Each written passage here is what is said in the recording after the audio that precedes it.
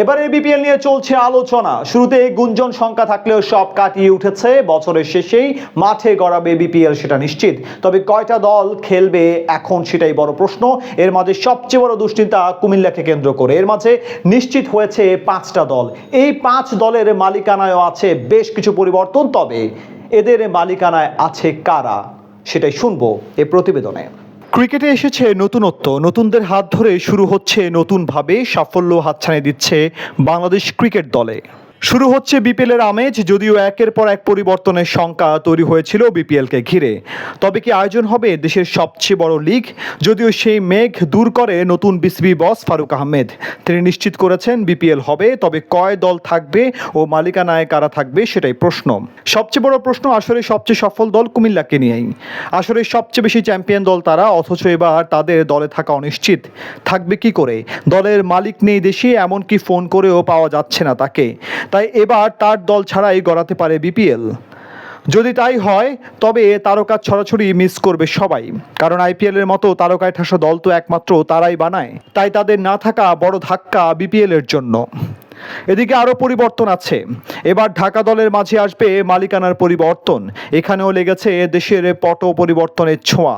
ঢাকার ফ্রাঞ্চাইজি কিনেছেন প্রসাধনী ব্যবসার সঙ্গে যুক্ত সাকিব খানের রিমার্ক ও হারলেন নামের এই প্রতিষ্ঠান, যার সাথে চলতি বছরের শুরুতেই যুক্ত হয়েছেন সাকিব খান। প্রতিষ্ঠানটির ব্যবস্থাপনা পরিচালক ও মালিকানায় রয়েছেন দেশীয় চলচ্চিত্রের সেরা এই সুপারস্টার। তবে এই প্রতিষ্ঠানের মূল উদ্যোক্তা নন সাকিব।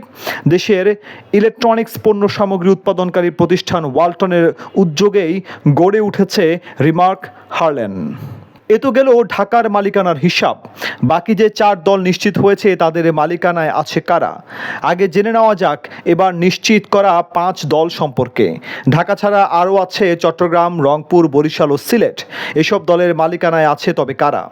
রংপুর রাইডার্স নাম দিয়ে যাত্রা করা রংপুর বিভাগের ফ্রাঞ্চাইজিটি বিভিন্ন কোম্পানি ঘুরে রংপুরের মালিকানা এখন বসুন্ধরা গ্রুপের। 2022 সালের সেপ্টেম্বর মাসে রংপুরের ফ্রাঞ্চাইজির মালিকানা পায় বসুন্ধরা গ্রুপ। তখন এর নামকরণ করা হয় রংপুর রাইডার্স। এখনও মালিকানা আছে তাদের কাছেই। সিলেট স্ট্রাইকার্সের দায়িত্বে আছে ফিউচার স্পোর্টস বাংলাদেশ, সাবেক অর্থমন্ত্রী আবুল মাল আব্দুল মুহিতের মালিকানাধীন। সিলেট স্পোর্টস লিমিটেডের মালিকানায় সিলেট সিক্সার্স নামে ফ্রাঞ্চাইজিটির যাত্রা। 2022 সালের সেপ্টেম্বরে ফিউচার স্পোর্টস বাংলাদেশ মালিকানা লাভ করার পর ফের এর নাম বদল করা হয়। এবার খেলছে তারা সিলেট স্ট্রাইকার্সের নামে। 2012 সালে বরিশাল বার্নার্সের নামে যাত্রা করে বরিশালের ফ্রাঞ্চাইজিটি।